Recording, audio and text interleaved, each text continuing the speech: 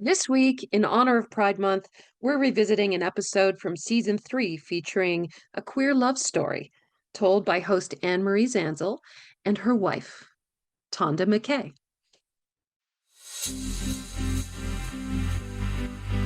Hi, I'm Anne-Marie Zanzal, coach, ordained minister, grandma, mama of four, and a queer woman married to my lovely, gorgeous wife after I came out later in life.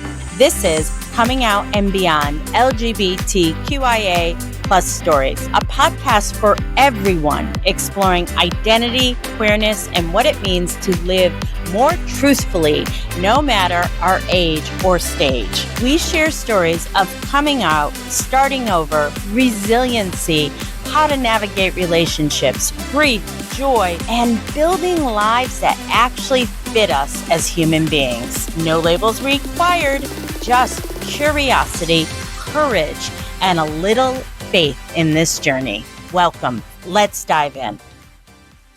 Hello again. My name is Anne Marie Zanzal, and welcome to Coming Out and Beyond LGBTQIA Plus Stories.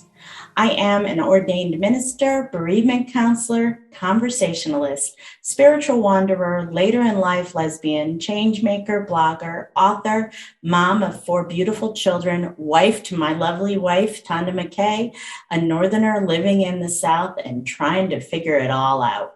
I share the stories of people who are coming out later in life to the LGBTQIA plus community and other queer stories. These stories are compelling, heartbreaking, joyful, and inspirational. I started this podcast because we need to normalize exploration of sexuality and gender at all ages. Plus, visibility is vital to the queer community. It's never too late to be who we are created to be. My guest proved that. I'm somebody that always sort of knew I was gay, and I just probably didn't have the language for it. The first time I realized that I was attracted to a woman was like in a bar when I was like 19 years old, and just sort of like just dismissed it because I thought I'd been drinking, and I'm like, oh yeah, everybody's attracted to women when they're drinking. That's the trope. All straight girls are 3 drinks away from a lesbian encounter. That's true. But anyway, I just sort of dismissed it, and then about 3 years later, I was engaged to my ex-husband, and I went out to lunch with a friend of mine from high school, and we just had this and she was in graduate school, and we just had a really intense discussion about the queer community, and she was very enmeshed in it, her and her future husband. She's not gay, but I remember walking away from that lunch thinking to myself, maybe I'm gay, and it was like 1987, 88, and I remember thinking, maybe I'm gay, and I was like, well, how do you, I don't know anybody who's gay. I mean, I knew a couple people, but they were all older men, and I'm like, how do you do this? And there was a gay bar in a couple towns over, and I was like, well, maybe I'll go there. And I asked some friends to go, and they didn't want to, and I just sort of forgot about it for a little while. I ended up getting married to my now ex-husband, and we had kids. And I'm going to be really honest with you, during my 30s, when I was raising my children, I didn't think about my sexuality at all. It was really busy. I had 3 kids in 5 years, and then I had another one 7 years later. So I was just really busy being a, typical working, stay-at-home, part-time working mom and doing those things. And then in 2006, a bunch of things happened, and I read an article in Oprah Winfrey magazine, and in the magazine it talked about the fluidity of women's sexuality, and all of a sudden, for the first time, I had a language to oh, you mean you can be with a woman after you've married a man? You don't have to stay on the straight path forever. You can go on the curvy one or the gay one. And it just blew my mind. And I remember saying, my daughter laughs now because she has no memory of this conversation. But I remember saying to my oldest daughter at the time, who was 16 then, she's now 30, I said, if Dad and I don't work out, or, don't be surprised if I end up with a woman. And she said, okay, Mom. And that really, in 2006, it took me about 10 years to come out. It was a really long time. And from like the initial realization, yeah, wait a minute, I don't have to stay married for the rest of my life. I can be with a woman. Um, so I did a lot of talking and thinking about it in the next 10 years. I had this moment. I was pursuing my master's degree at Yale Divinity School. And I remember I was such a good little ally. And so I'm like going to the coming out day ceremony at the Divinity School, which is October 11th. And I remember in the middle of the service, I started crying hysterically because like I realized that, oh shit, I really am gay. And how am I going to do this? Like, I'm married, I've got 4 kids, I'm in the middle of becoming an ordained minister. And at that time, I was in a very conservative denomination, which they never would have ordained somebody who was gay. And I was like, what the fuck am I going to do? And then I ended up, for the next 5 years, told my ex-husband in 2010, told a bunch of therapists that I was gay. They all dismissed it, even a lesbian therapist. And I was looking for the experts to tell me whether I was gay or not. And the only person who can name my sexuality is me. And I didn't realize that at the time. And so in 2016, I was ordained in the United Church of Christ, a very progressive Christian denomination here in the United States. And 3 weeks after ordination, the day after ordination, I woke up and I said, this is really actually sort of prophetic. I said to my sister, who I was driving back to the airport, this ministry work is really, really hard. I was working as a hospice chaplain at the time. And I said, I really need a soft place to land. And so that was the beginning of my coming out. Soon after, there's longer parts to this story if you ever want to read my book, Authentic Peace. But at that point, I realized I came out again to my therapist, and that began the process. What I did differently this time than I did the other times was that I Googled late in life lesbian, and I found a blog, and I found a Facebook group, which provided me with all kinds of support. And eventually I met this person. this person, Tonda, McKay, my wife, this person. And that really changed a lot of things. So that's how, we met in a Facebook group for women coming out later in life. Tonda, however, has a different story. And how did you end up in that group? Well, Andrea, who started the group, I was going through a breakup of my longest relationship ever.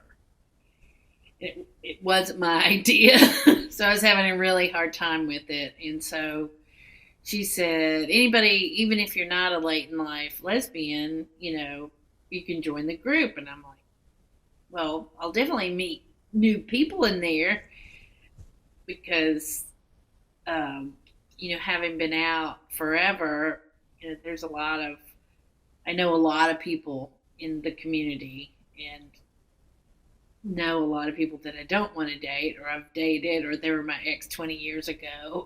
Well, and also too, when Andrea did the call for this group, it's now defunct. But when she did the call for the group, she really wanted people who'd been out for a while. And so kind of had a twofold purpose. Well, I was in there for a long time, and then I was like, wow, there's some really amazing women in this group, but I didn't do anything. I was helping Andrea with the group trying to find housing or whatever. Because they were doing a conference. But you have to give the details because people won't understand why they're having housing. Now, Anyway. Anna's going to have to cut this out. It's perfect. Anyway, as I was saying, people don't care about this part.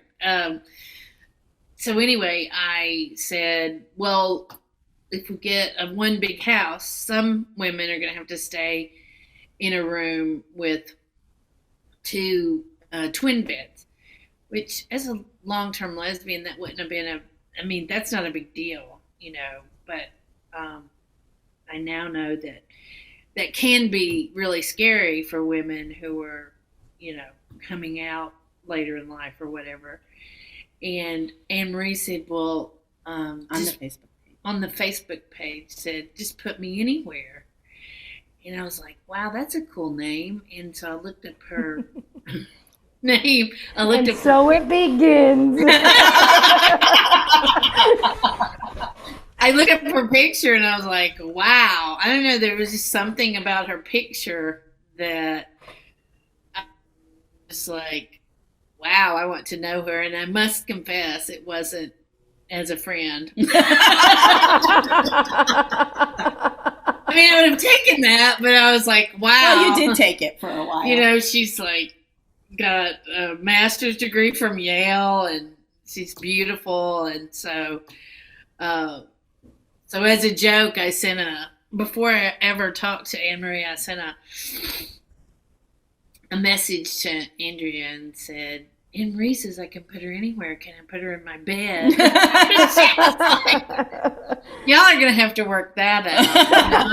And we did. It was like, ha-ha, 5 months later, we did. And I literally messaged Anne Marie thinking I was talking about this subject. The conference. Until months after we had been dating. And she was like, well, we can be just friends if you want to be just friends. And I was like, what? And it was just so odd to me. It's like, well, that's pretty pretentious. Of course I can be just friends. And later she goes, well, you told me I was beautiful 3 times. And I was like, oh.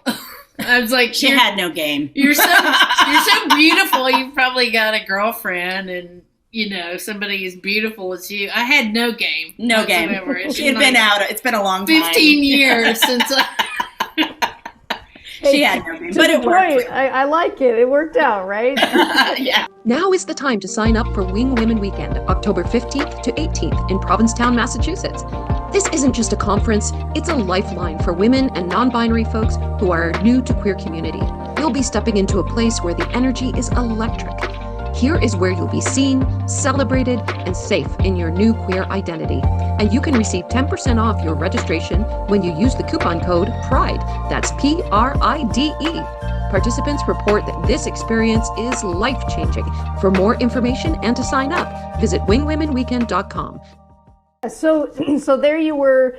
So did you guys meet the first time at that conference? No. We were already dating, I think. But what ended up happening is that so it was like, so we were friends. I actually even unfriended her at one point just because, I was like, because she had been dating, she was just really grieving the relationship. I hadn't been dating anyone. No, she hadn't. But she had been with Meg, her former partner, for a very long time. And, it really was in my comfort zone. It couldn't have been, I look back on it, it couldn't have been, I was so nervous, Anna. I was so nervous. I didn't know what the hell I was doing. And I had never talked to a woman with potential romantic interest before. And so, hey, baby, what's your sign? It's a whole new world. How do I even say what I actually feel, but then not, the boundaries are really blurry. You don't know, but it's. And for me, I had been in, basically all lesbian world Queer for so space long. for so long. That I was just waiting in, not knowing what was going. Luckily, I was completely stupid about it. You know, I was just like, it never occurred to me that she hadn't had, you know, that anyone who had gone to college hadn't had a lesbian experience. That never occurred to me because,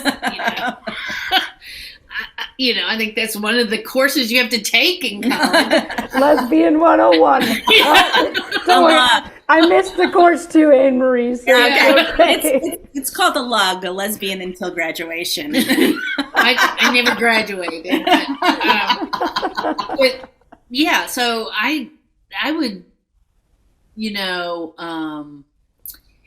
when we were just friends, I would say, "Oh, I'm sorry, I'm probably flirting with you or whatever," and she would say something like, "Oh no, I like it," So it was like, she says she wants to be friends, but I mean, every woman, straight or a lesbian or non-binary or whatever, like everyone likes to be flirted with, and she liked to be flirted with. Well, a couple of things I was going to say is that I was in comfort zone because she was really grieving her relationship with Meg. And so for the first month, that's what we talked about, and I was just like, I'm a chaplain. So I was chaplaining her. And so I was very, very comfortable with that. And then we started talking again. And after I unfriended her, and she reached out to me, and I really thought hard to and she had no idea I unfriended her, by the way. But she reached out to me and she said, I was like, I really thought about it before whether I wanted to answer her or not. It took me a couple of days to answer her. And then we started talking again, and, it was very, very friendly. It was just friendly. And I went to New York City. It was about the week before Christmas. And I met a bunch of women from that group who were in the process of coming out later in life. And I really had a horrible time. And I was like, I don't know if I can do this. My ex-husband had just outed me to a friend the night before. I was really disappointed that he had done that because I wasn't ready to tell any of our marital friends what was going on. And I went out with them, and everybody was coupled. And it was this picture I just saw the picture because I was in the group and they posted it to the group, and there's everybody on one side and it was leaning over. I was like, that's odd. Yeah, body language, So we started, I was on the train coming home, and we started texting, and she a couple times beforehand had said, hey, do you want to talk? And I'm always like, no, because I knew if I started talking to her, it would go to another level, so I wouldn't talk to her. And so we were texting, and then she said, do you want to talk? And I'll never forget this because I was driving up the hill from the railroad station, and I said, and I put her number in, and I said, if I call her, this is going to change my life. I don't know how I knew that. I mean, I knew it was going to change it, even if, if it ended up just being a couple month flirtation or whatever. And so I did. I called her. And which I think, to me, that was one of those acts of bravery you have when you come out. And then she answered the phone, and oh my God, she had this Southern accent, which I didn't expect. I didn't expect that. What did you think, darling, that I was going to... I forgot she was Southern. Tonda wished she had gone north when she was a young. Oh my God, yes. Now there's not as many repressed women. They always used to talk, I didn't even know where it was. They always used to talk about, there's a place called Northampton, and they have all these lesbians there. And we would always talk about, we should go, Northern lesbians. I should have gone. So we talked, and then a couple of days later. Hold on. Okay. You get to going. So when she called me, she had put on a really brave face as far as when we're messaging. And when she called me, I heard her fear in her voice, like I had not heard it. She's like, oh, my, at the time, her husband or whatever, we're getting divorced. It's amicable. This was all what she had written to me. But when I talked to her, I just heard all of her fear. And so that's when I wasn't really chaplaining her, but I was like, oh, she needs somebody, And I told her, I said, it's very, very different to be, there's nothing wrong with a bunch of people who are just coming out, but that's very different from, my friends that have been out 1,000 years. We don't talk about being, we don't, it's not an issue anymore, There's like a difference. It's not, you just exist just like it's no big deal now. Most women who've been out a long time. And I think, she had a hard time with that being that's why they were meeting. So obviously that was the focus of it, and like before I met Anne Marie, I hadn't talked about coming out. I didn't even talk to my friends about coming out. She learned all their coming out stories. Everybody tells me their coming out story. Absolutely. We have met more people randomly that sit down next to us and are in the process of coming out. I don't know. Is that the universe, Anna? But I honestly, I think it is the universe. And I think, Tonda, you have like a really good point, right? Like when you're first coming out, it's like this really overwhelming experience. And, I realized I haven't even been out 10 years to my own family. But the further away I get from it, the more I'm like, oh yeah, I used to think about this all consuming all day, every day. Mm-hmm. So I think having someone in your life that knows that it doesn't have to be the focus, like it's a piece of you and we need to honor it, but it doesn't have to, like, everything about you isn't because of that one thing, and it is about that one thing all at the same time, but it just becomes a focus that's different. So I love that you got to show and stand for Anne Marie, like that she could find a pathway out of like that, the chaos and the heaviness of what she was facing. Like it's such a beautiful thing. And I think that's why it's so beautiful what Anne Marie does as well, right? Like we're taking what we've learned and we're going and we're helping those other people. And I think that's so beautiful inside your relationship. So Maybe I'm Not Straight is a do-it-your-own pace course that examines why it can be so hard to come out. In this course, we talk about divorce, deconstructing religious beliefs, internalized homophobia, and more. And for those of you who have unexpectedly found yourselves falling in love with a woman, and if that first lesbian relationship is now over, our course, When the Catalyst Relationship Ends, explores why first lesbian relationships are so impactful and why breakups in these relationships are so life-changing. You'll find our courses Maybe I'm Not Straight and When the Catalyst Relationship Ends in Authentically Us. Find Authentically Us at AnneMarieZanzal.com. She still asks my opinion about certain things. She certainly, knows all about lesbian culture now and stuff like that. Yeah. Now. But there is, if you haven't been out for 30 years, what is it, 40? It's 40 years. It's 40 years. It's 40. You just have more of an ease about it, where I think it's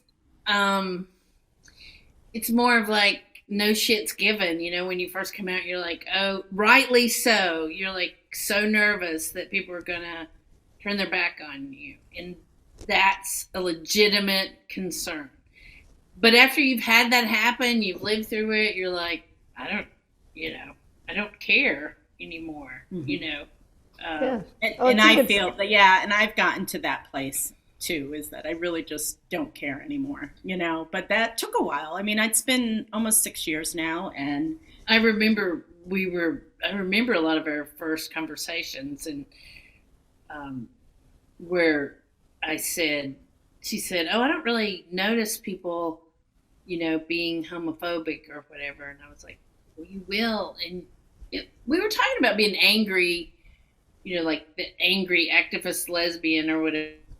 I'm like, you will notice it and you will be angry at it. And so now, 5 years later, she's like, can you believe they did that? And like, of course, me and my friends were like, we're tired. We're tired.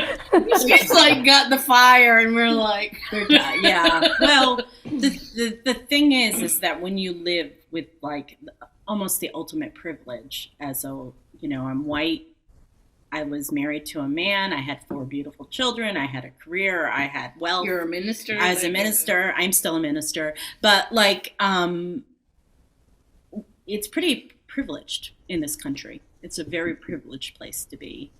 And what I didn't realize was my privilege. And when I came out, I mean, yeah, I'm still white. I still have privilege. And I'm still able to make a good living and all like that. But I am like, you really realize like how there is prejudice against the queer community and stuff like that. And it makes me honestly my blood boil because it's so ridiculous. Like, you are going to discriminate against me because of who I go home to at night and who I love? Like, are you really? Like, so like I am outraged because it's just ridiculous. It's just ridiculous. And so what's really interesting, like my partner Tonda, or my wife, sorry. My wife Tonda, and like, sorry, honey, we're married now. Yeah. And like my friends that like are your age, Anna, that have been gay, they've been out since they were like 14 and stuff. They really don't understand what I'm talking about because they have always felt the discrimination. But now I feel it, but I didn't have the discrimination before. We're just happy we're no longer illegal. Yeah. When I came out, it was literally illegal to be gay.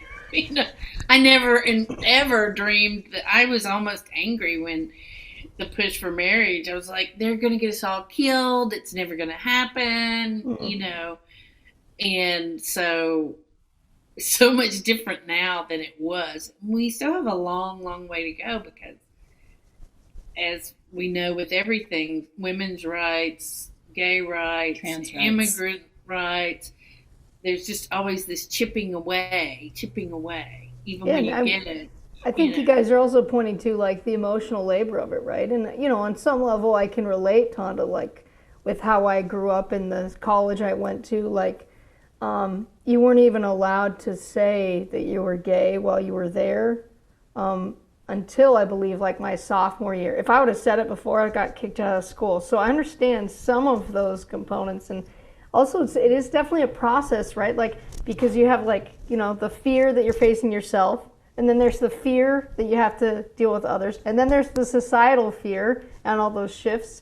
And I love that there's like a way of growing where we, as we lean into who we are, we can see we're not going to put up with being treated less than the human beings that we are. Right. And that's one of the things I really see in both of you, that it's just so inspiring. Like you're just living your truth and being yourselves, and it's just such a beautiful thing, and it's well, honestly, you start to see where not to take over in Marie's niche, but where God is love, you start to see that the hatred is the exact opposite. Even if it's coming from the church, they act like they hate you, and you're just like, that's not right. They, a lot of the same conservative people try to hate immigrants, and you see all this hate, and all of a sudden you don't hold it all because you're gay. You're like, oh, they would hate me because I'm a woman. I'd be lesser to a lot of society because I'm a woman. I would be, there's all these things that you see. It's like coming out is one of the most edifying experiences to show you. I was very privileged when I came out, and I didn't really have a good, I did not really feel how Black people feel or whatever. I still don't feel that way because I have the privilege of being white, but I can, understand it a lot more, because I do remember, not to talk about my coming out, but I do remember going, oh my God, I'm going to be discriminated against now. And this was in the 1980s, where it was people, and in the South, where people really did face a lot of discrimination at that time. I mean, it was still, AIDS was still, they still used that as an excuse, even though lesbians didn't get it. Right, 100%. They got it less than straight women. So. Yeah. So yeah, I mean, it is truly you have to see everything in life from a different perspective to put in the right place the discrimination that is put upon you. Oh, well, same people hate me, hate immigrants, they hate, and a lot of times what you see is the of people who are secretly gay themselves. Yeah, so much. So, I mean, you can go look back at the conversation and just, you can see some of that pattern coming up. And I think, that really points to me, Tonda, like why the work that Anne-Marie does is so important, because I feel like the more that we embrace ourselves and the more we break down our own internalized homophobia, the more we can set that stuff aside and not let us stop us from finding happiness and finding love and finding lives that are fulfilling, right? And I think that that's one thing I really see. And, I want to get back a little bit more to your story here, but I do think we went off the rails. No, it's perfect. It's perfect, because I think, like it is something that holds a lot of people back from coming out or living authentically. But I also see hope around it. Like, yes, it's been there and it is going to keep getting better. And that's because the more we embrace who we are and the more we step into that, the better it gets for all of us. I mean, I really do believe that and see that. And, just like you said, when you first met Anne-Marie, she was like, woohoo, she's got all the fire and she's like, yeah, I'm angry. And you told her and she's like, I don't know. And to me, that's just part of the process of really seeing like, yeah, I'm going to be myself. No shit, no kidding. I'm happy to be myself. So I just think that's really beautiful. And I want to hear more about like, what was the moment that you guys knew you were in love with each other? I want to hear about that moment. And I saw her picture. So I was dealing with a much clearer head than she was. Yeah. And we've talked about this. And I would really like to talk about this because it's something we see again, over and over again in my secret Facebook group. But so one day, like a couple of days after we first talked on the phone, I said, I'm bored. And she sent me a picture. Can I say that? If you want to. She sent me a picture of herself in her bra. And all of a sudden, the gloves were off, and we started. I was like, well, this is going to do it. It's either going to do it or it's going to just kill it. And we started to flirt, and that was it. Like, we really, really started to flirt. And about 3 weeks, was it 3 or 4 weeks later, we met each other for the first time. Pennsylvania was our state because she was in Tennessee and I was in Connecticut. So we met in so many hotels and Airbnbs in Pennsylvania just to see each other. And our first weekend was literally magical. We spent like 4 days with each other. We look back on that, and that's crazy. Like, so crazy. Like, we wouldn't recommend it. We don't do that. Don't do that. But it was magical. It worked out. I mean, it worked out. But like, we look back in that and like, why did we plan 4 days with each other? That could have been like well, you know what would have happened? Somebody would have went home. Someone would have left. So we spent 4 days with each other, and we had a magical, really, truly magical time. And see, all of my friends had been going, not all of them, most of them have been going, she's just coming out. You know, she has 4 kids. She is in the process of a divorce.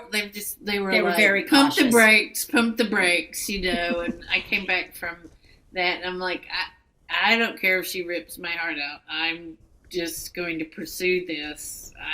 You know. And how many years ago was that? It'll be 5. It'll be 5. No, 6. What is it? It'll be 5 in January. 5 years. Yeah. I love it. Yeah. I love it. But the thing is that, like, you know, you asked when did we fall in love, and Tonda we've talked about this, so I'm not sharing anything. But like Tonda was truly like fell in love with me first, and I was going through so much stuff. Like my divorce was very brutal. My kids were all over the place and how they felt about everything. They were very upset that their parents were getting divorced. My head was just in a million different places. And I really, really struggled with depression and suicidal thoughts and all kinds of stuff like that. Tonda really supported me during that time. And it really wasn't until about 9 months later, and it was like September of that year, that I realized that I was in a long distance relationship with somebody else. And before that, it was, lust, all that stuff like that, and just amazing connection that we had with each other. But she was just gonna sleep with me, and then we went up. No, we both were gonna do that. Okay. You were gonna do that. No, we both thought we were gonna both hit it and quit it. That's what like a typical lesbian relationship, right? Like, I wasn't planning on having any kind of relationship. So we go to just get something to eat, to just, and she told me this. She was like, "Damn it, I like her." Yeah, like, so when we went out to eat, I was like, "Ah, shit, I like her." Damn it. And, we had this really interesting thing happen to us. But we were in Target, and we were just getting some supplies or something. And, like, this energy passed between the two of us. And I was like, so stunned, I actually said something to her, and I said, "Did you feel that?" And she said, "Yeah, I did." I felt it, but I wasn't going to say anything. And I was so stunned that I actually said something, because I was like, "What the hell is this?" And so that was, I guess I was falling in love, but I couldn't admit it to myself. I just couldn't. And honestly, I had fallen in love before, but not in this way. It was just different. And I will be real honest in that there were times when she unintentionally just hurt me.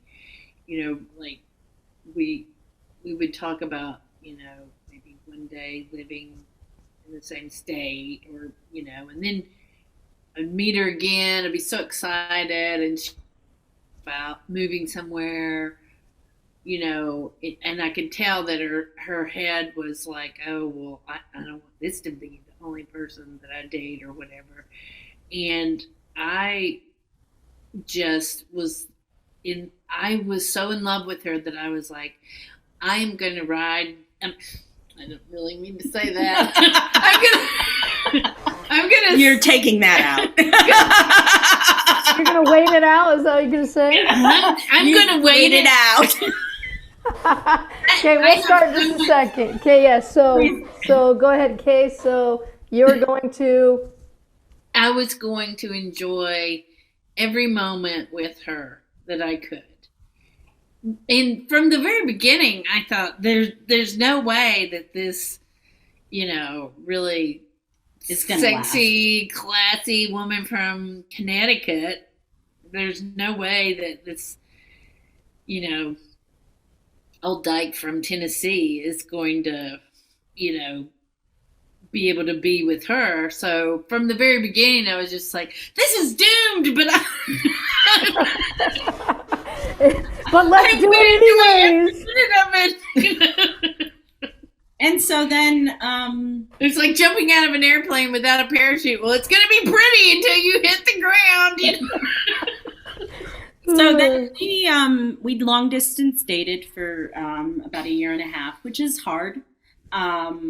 It's really hard because when you're really in love, when you're in love, it's hard. Like leaving at the airport, saying all that stuff. We did all that stuff, and it was hard. And we both spent a lot of time doing what we're doing now. We did so much Zoom and FaceTime and all that stuff like that. And then I moved down to Tennessee in 2018, about a year and a half after, about 2 years after the process started for me. And I needed to get away. I needed to change. I needed to be in a place where I was just a lesbian and not somebody who'd been married with the kids, where everybody knew my story and everything like that. I just wanted to just be out as a lesbian and not deal with all that stuff. And also, I really needed to heal from a divorce that really took me by surprise. And so we moved down here. I moved down here, and we've navigated a lot. Her mom. I moved here because her mother was ill, and Tonda's mom died in 2019.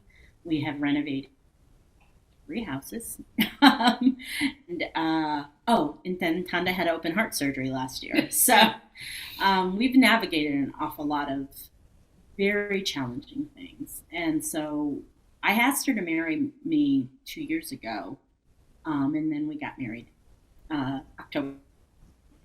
So it was a wonderful week. It was a wedding week. We had a wonderful time. I still can't believe I'm married. I still can't believe we're married.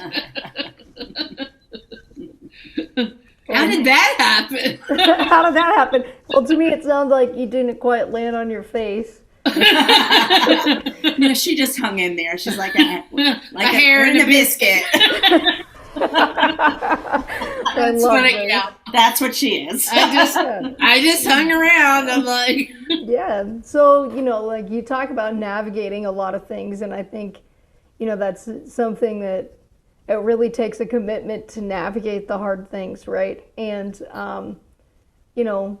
so for me, with my own wife, when we go through really hard things, I always remind myself of why I love being with her. I don't know, is there something that you guys remind yourselves of when you're facing something challenging that actually pulls you together so that you can remember you're on the same team? After we walk away and calm down, usually it's the stupidest stuff that, and then I guess lately what we've been telling one another is, a lot of the fights that we have or have had are not with each other. They're with ghosts from our past and stuff. Mm-hmm. And it's the trauma from where, a lot of people in the later in life community and people who are queer, we had traumatic childhoods, and especially in the later in life community, you'll find a lot of people come from chaotic or traumatic childhoods, and so our trauma butts up against each other. I remember our first big fight that we ever had. We were we literally didn't know. Like the next day, we were like, what? Like she was like, I'm so sad that we're not. I'm like, oh, we weren't really. I don't even know what we were. We had no idea what we fought about. What are we fighting about, right? It's like, okay, looks like we can kiss and make up because neither of us can remember, right? But one of the things that we've really started to do now is also to remember that each of us have the best intentions. And we also really, when we do have a big blow up, we try really hard not to, before it would, so for me, when I have a big blow up, it takes me a long time to recover. And so I really work on trying not to be in a really bad place for a really long time. It's hard for me because I get really sad, because the thing is that Tonda and I have a really good relationship 90% of the time. And then there's that 10% where... I would say 95%. Okay. I would say 95% of the time. But then there's that 5% of the time where we're going to kill each other.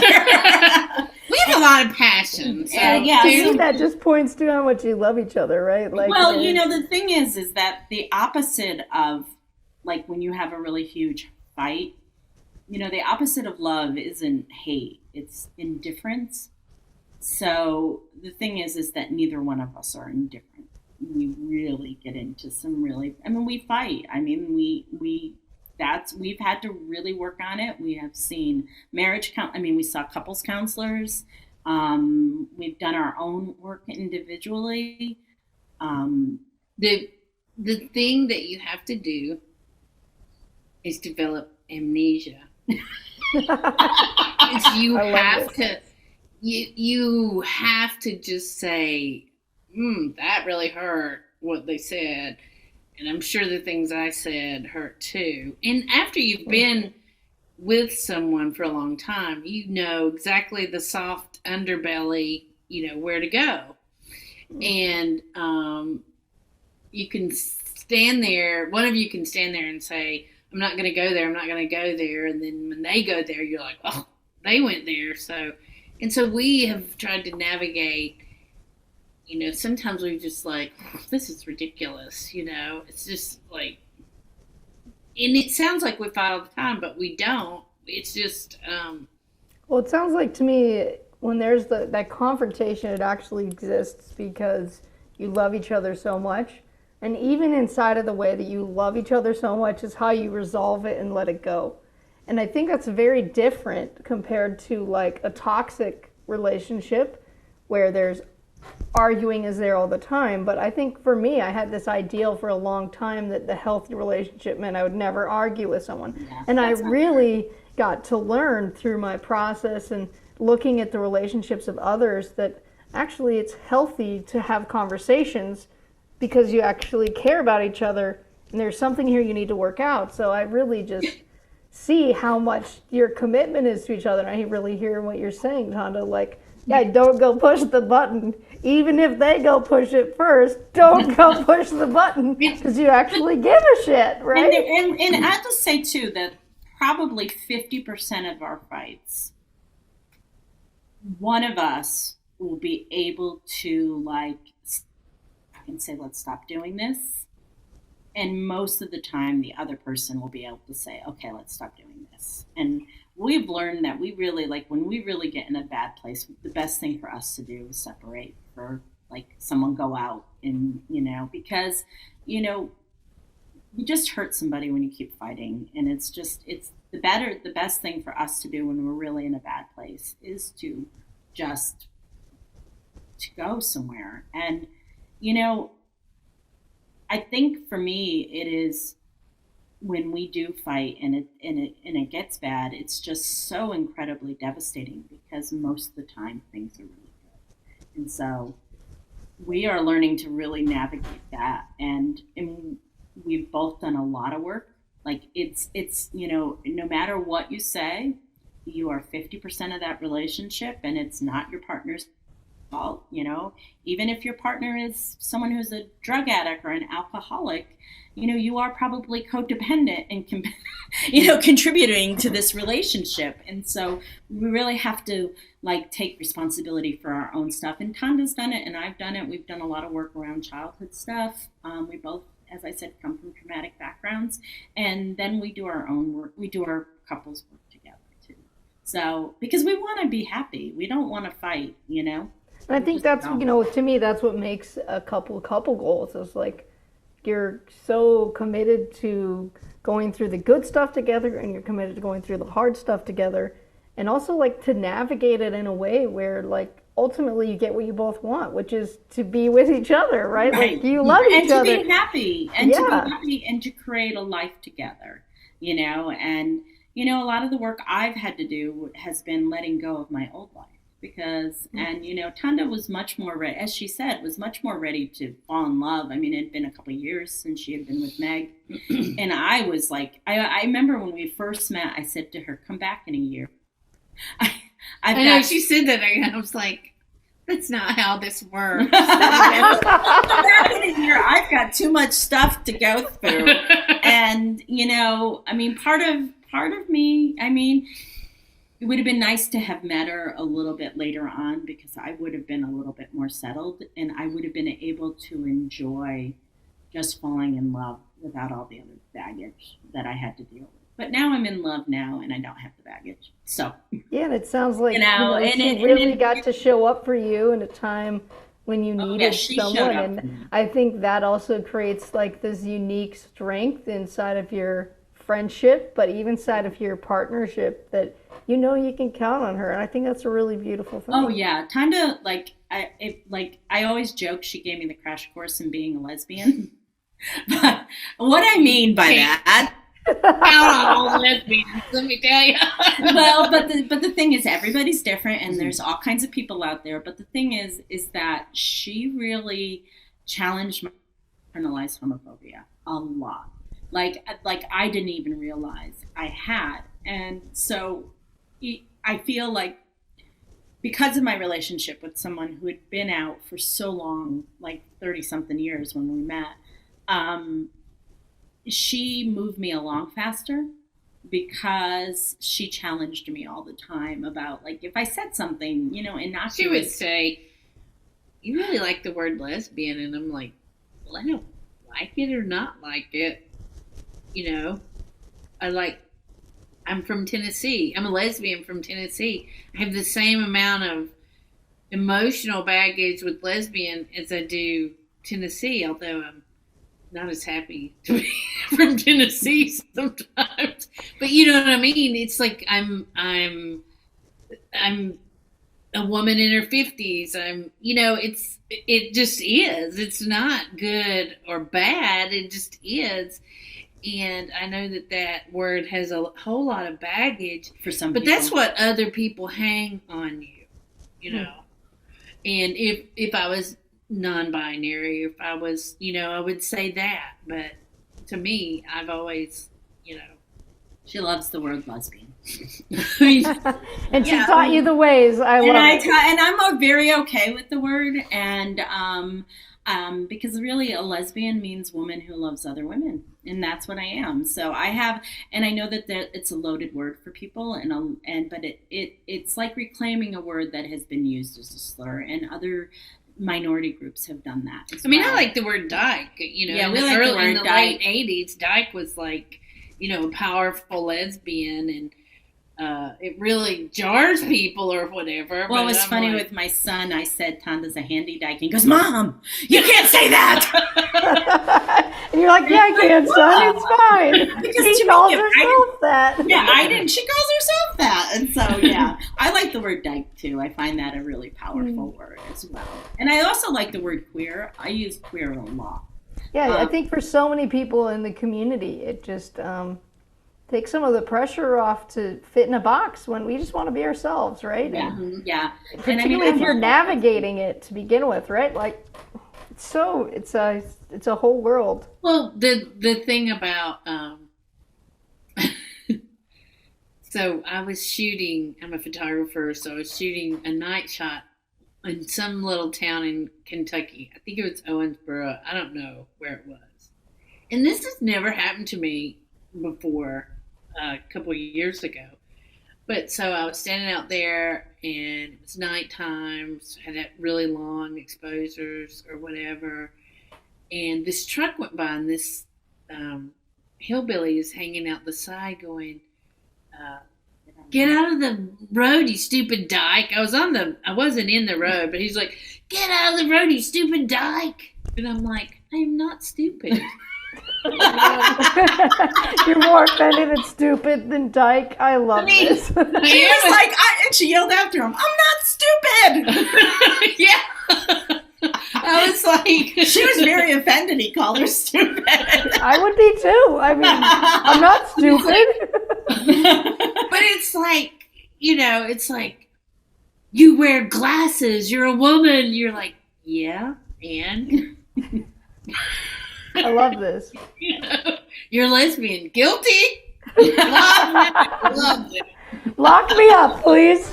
I used to have a t-shirt that said, roll me in honey and throw me to the lesbians. Okay, long time. Well, I think this is like such a great place, right? It's totally possible. It's great. It's totally possible. I'll get re-presents too.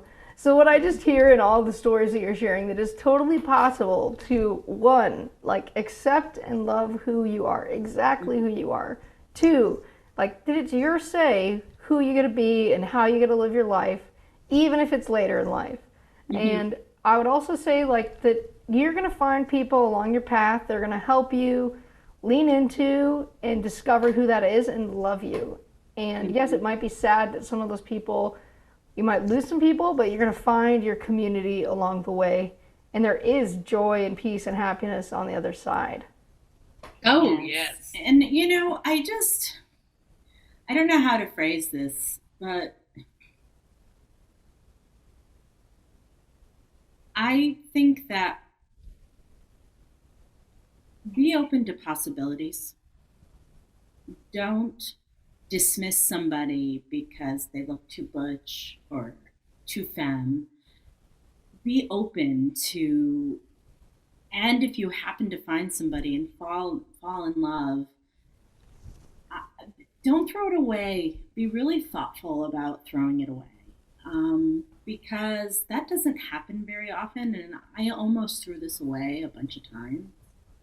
And it is now incredibly precious to me, because, I want to sleep with a bunch of women, or, I want to, have some time off. And lots of people told her that. They were like, don't you want to sleep with a bunch of women? Even my kids. I mean, they're like, I'm like, that's, No, I've actually slept with I've had meaningless sex years ago when I was 20-something, and I don't ever want to do that again. So like that wasn't, but the thing is that I guess sometimes people think that they have to follow a certain path. And my path was, as I thought I was going to come out and be single for a couple of years and then meet somebody. And it didn't happen that way. And I really had to reconcile the fact that I ended up meeting somebody very quickly after leaving my marriage. And I personally think it was because she had other things to do.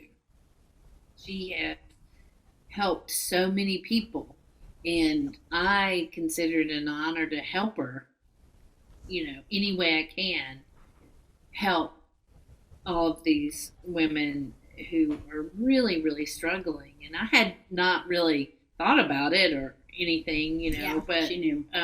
Now she knows. Yeah, now I know. And, and I just, the vocabulary, she's been there, whereas maybe, sometimes you just want to go, not that big a deal. Just, yes, you are. Yeah. And so I just, it's really important just to remain open. And sometimes what you think you're going to do, you don't end up doing. So I'm really glad that Tonda hung in there like a hair in the biscuit. And doesn't sound the same. I know. It's too northern when I say it. But the thing is that like, I'm glad I didn't throw it. We've never broken up. We've had some really bad fights, but we have never broken up over the years. And I'm really glad that both of us hung in there. We worked on it. We, navigated a lot of things, but it is very precious to both of us. Part of it is that I have been in a lot of lesbian relationships. There's a lot of people in the South. It's very hard you have no, especially you couldn't get married. You have no backup from your family. Yeah. We just got married. My dad didn't come. At this point, I don't care, but he doesn't speak to me. I knew how precious having that kind of at our age, not that we're old, but I mean, at our age, when you have this passion, that is something amazing. And a lot of times I thought, okay, she's going to break up with me so she can date, other women or whatever. And I'm like, what that's going to do. And honestly, now that she's talked to, I used to tell her, there's lots of crazy women out there, trauma begets trauma. Mm-hmm. And she was like, well, it sounds like you just don't want me to, date other women. Or she would say something like that. Now that she's been coaching me, she's like, there are. But you see, the thing is I was so new, I realized that. And so if you find somebody that you're falling in love with and they're good wood, and good peeps, don't throw it away because of an ideal that you have about what you should do. And yeah, never throw it away because it's not the right timing or whatever. Yeah. The timing will always sort itself out, won't it? Yes, it will. And it did for us. One of my friends who's very, very emotionally intelligent or whatever, a lot of my other friends were like, oh, be careful, be careful. And I was like, well, she's just coming out. She goes, well, that's so nice. She's not going to be jaded. And anybody who's been a lesbian for a long time knows what you mean, And I did view things, I got to view coming out and this whole new, it was like new again, because you forget after 40 years. And coming out, I feel like, every year is the class, so like I feel like I'm the class of 2016 and coming out. So my views a lot of times don't match people who are my age who came out a lot earlier. So I am really like, like the whole issues around gender in the queer community, that's how I came out. So it's not an issue for me. But sometimes people who are older just don't understand it. Or like who are my age but have been out a lot longer, who just don't understand something. Yeah, because it's just like the evolution of the growth. Kind of of like what we talked about and the perspectives of what gets to be so and how we get to live our lives. I love that.